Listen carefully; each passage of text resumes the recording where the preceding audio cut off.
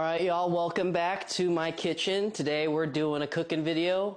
I'm mic'd up and we're gonna be making hash browns.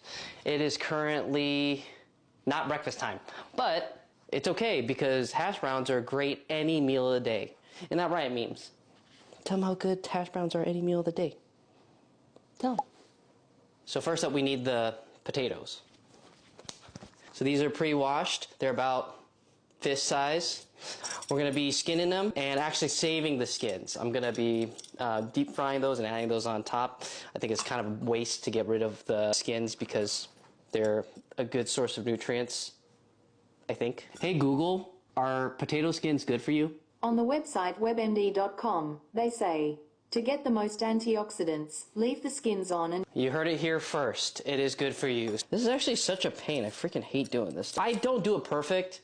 You know, like some people take like every little bit of skin off. Like honestly, if there's like a little bit, like who cares? You know what I mean? Like, you know, there's a couple little bits on there, but whatever. I'm gonna get a little tub here and add some water just so I can put the skins in. Skins go in there. Now that the skin is soaking, I'm just gonna cut up these potatoes. Now, I think normally people use like a grater or something.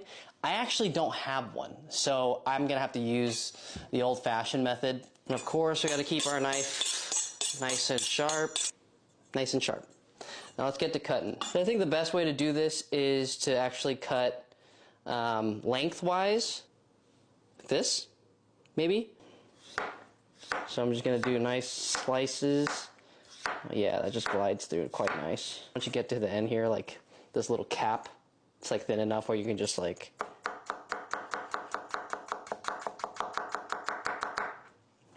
easy.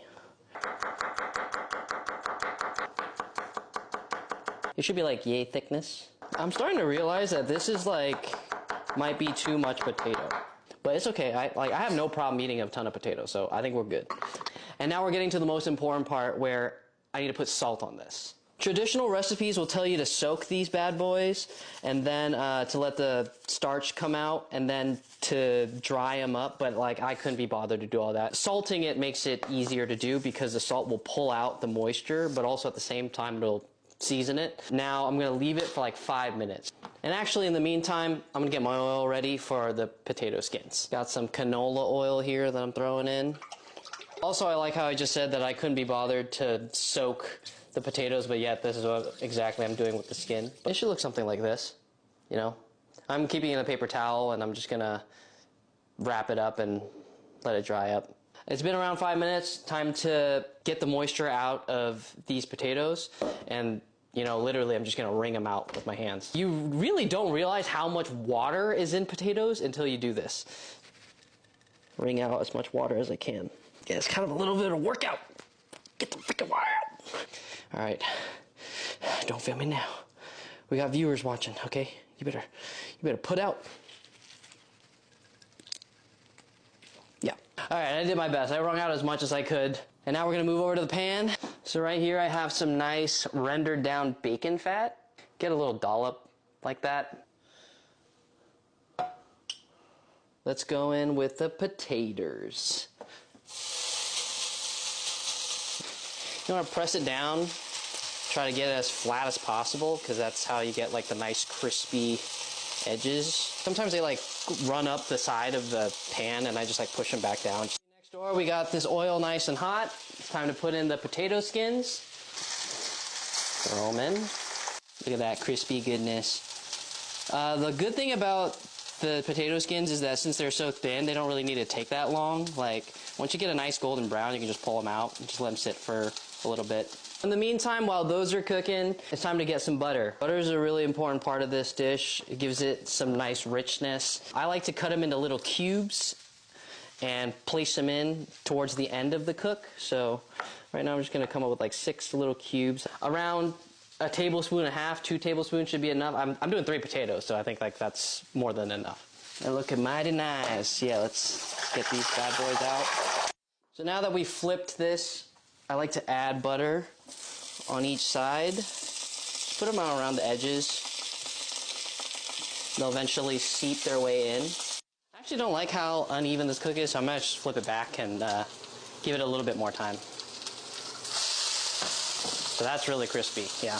We have a couple fallen soldiers back here. Let's grab them and throw them back in. All right, y'all, I think we're good. So now it's time to transfer the hash browns onto this plate. The simplest way is to... And that is our hash browns.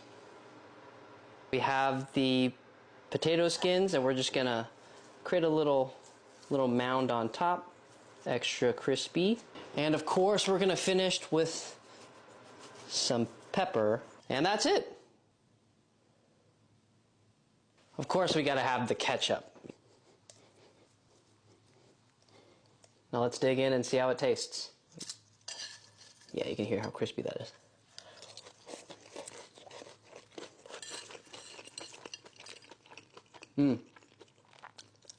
Inside soft, outside crispy. Let's try some of that potato skin.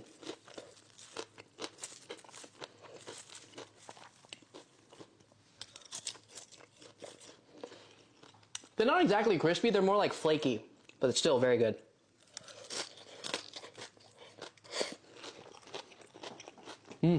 A little buttery, not too buttery though.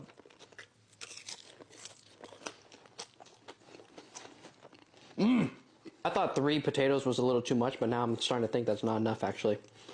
This is super good. Got ketchup all over my face. Yeah, I hope you enjoyed it. Cheers.